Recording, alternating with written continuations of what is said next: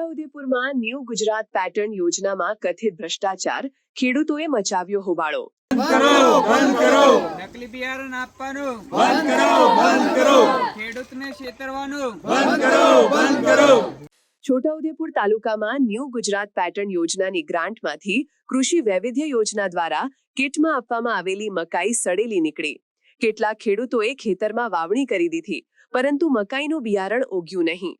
છોટાઉદેપુર તાલુકાના પાધરવાંડ ગામના ખેડૂતો ભેગા થઈને નકલી બિયારણ આપવાનું બંધ કરો અને ભ્રષ્ટાચારી અધિકારીઓ વિરુદ્ધ સૂત્રોચ્ચાર કર્યા। છોટાઉદેપુર તાલુકામાં 1000થી વધુ ખેડૂતોને 500 રૂપિયા ભરાવીને ખાતર, બિયારણ અને દવાની કીટ આપવાની યોજના છે, જેમાં આ ખેડૂતોને મકાઈનું બિયારણ પણ કીટ સાથે આપવામાં આવ્યું હતું। જેમાં છોટાઉદેપુર તાલુકાના પાધરવાંટના ખેડૂતોને જે મકાઈ બિયારણ આપવામાં આવ્યું હતું તે મકાઈના બિયારણની થેલી ખોલતા મકાઈ સડેલી નીકળી હતી અને હલકી કક્ષાનું ગુણવત્તાવાળું બિયારણની સરકારી કીટ ખેડૂતોને પધરાવી દેતા ખેડૂતોએ સરકારને જગાડવા માટે સૂત્રોચ્ચાર કર્યા।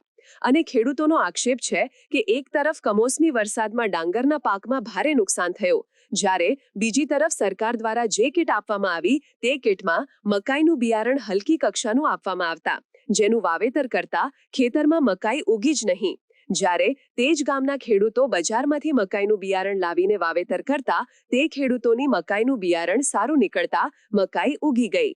છોટાઉદેપુર જિલ્લામાં ગરીબ આદિવાસી ખેડૂતોને એન-કેન પ્રકારે સરકારી અધિકારીઓ હેરાન પરેશાન કરે છે। અનેક રજૂઆતો કરવા છતાંય તંત્રના અધિકારીઓએ ખેડૂતોને આપવામાં આવેલી કીટમાં પણ બેદરકારી રાખી। આ કૃષિ વૈવિધ્યકરણ નામની યોજના સરકારની છે, ગુજરાત સરકારની, અને એ યોજના હેઠળ આદિવાસી ખેડૂતોને ટ્રાઇબલ સપ્લાયર દ્વારા બિયારણ આપવામાં આવ્યું, બિયારણની કીટ આપવામાં આવી 90% સહાય। ખેડૂતોએ કીટના 500 રૂપિયા ભર્યા અને એ જે બિયારણ આપ્યું, અત્યાર સુધી 1000 જેટલા ખેડૂતોના બિયારણ વેચ્યું છે, એ બિયારણ ઉગતું નથી। અહીંયા ક્યાંક કોઈ દાણો ઉગ્યો છે, નહીં તો નથી ઉગ્યું। મતલબ કે આ ઓરવામાં એમની ખેતી તો બગડી જ છે, એમની મહેનત ગઈ છે, બીજો ખર્ચ ગયો છે, પાણીનો ખર્ચ ગયો છે અને સિઝન બગડી છે। તો આ ખોટા બિયારણના કારણે આ પ્રકારનો જે માર ખેડૂતોને પડ્યો ભયંકર છે। મોસમી વરસાદ, કુદરતનો જે માર પડ્યો એમાં સરકારે થોડી સહાય કરવી જોઈએ, એનો જો ઠેકાણું નથી, એને કોઈ સર્વે વ્યવસ્થિત થયું નથી, એમાં લોકોને છેતરવામાં આવી રહ્યા છે। પણ એ સહાય આપે કે ન આપે, પણ સરકારનો જે આ માર છે ખોટું બિયારણ આપીને એ ભયંકર છે।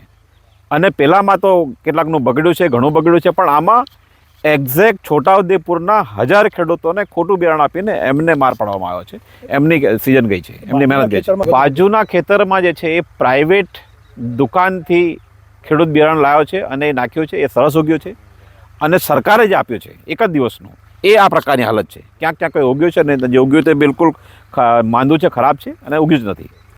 આ જે મકાઈનું બિયારણ આપ્યું છે, જો એ બિયારણ ખાનગીમાં જે આપે છે એવું સારું હોત તો આ પણ ઉગી ગયું હોત।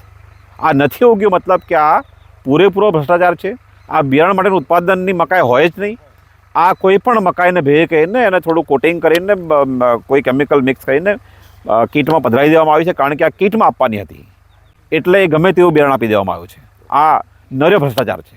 કૃષિ વૈવિધ્યકરણ યોજનામાં ઓનલાઈન જે ફોર્મ ભરેલા, જે ટ્રાઇબલની કીટ હતી, એમાં આપણે મકાઈ બિયારણ, DAP ખાતર પ્રોમ અને એક યુરિયાનો W500 ml જે આપ્યું હતું 13 તારીખે આ મહિના 11મા મહિનાની, તે તારીખે મતલબમાં અમે ત્યારે ઓરન કર્યું અને 10 દિવસ 15 દિવસ પછી ખબર પડી કે આ તો ગાળા ઉગે છે, બહુ એમાં આચું ઉગે છે અને અંદર કોરીને જોવે તો સડેલી મકાઈ નીકળે છે અને બીજા પેકેટો બીજા તોડ્યા તો એ પણ સડેલા નીકળ્યા છે।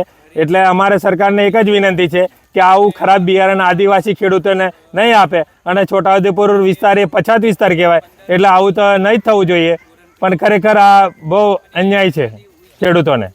હવે અમે ઓયરી લે ઉગી નહીં, હવે અમારે બિયારણ સરકાર આવેલી તો અમે લાવ્યા 500 રૂપિયા ફરી, તો અમારે મહેનતજી ખાતરજી અને આ સરકારે આવી હળેલી આવેલી એટલે અમારે આ જમીન આ ખેતર પડી રહ્યું, પાછી અમે નવેસરથી પાછી ખેતી કરવા એટલે એટલી 35 થાય।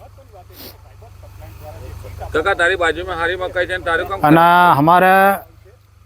અમારા ભાઈને છે એ પ્રાઇવેટ દુકાનેથી લાવ્યા અને લાવીને ઓયરી તે કમ્પ્લીટ મેં કેવું કે આ એક જ દિવસે મેં દોરેલી અને આ બધી એક જ દાડે મેં ઓર્યા લીધી. તો એ પ્રાઇવેટ કમ્પ્લીટ કે છે આ કેમ સરકાર આવી કરે એમ આવું નહીં કરવા જોઈએ.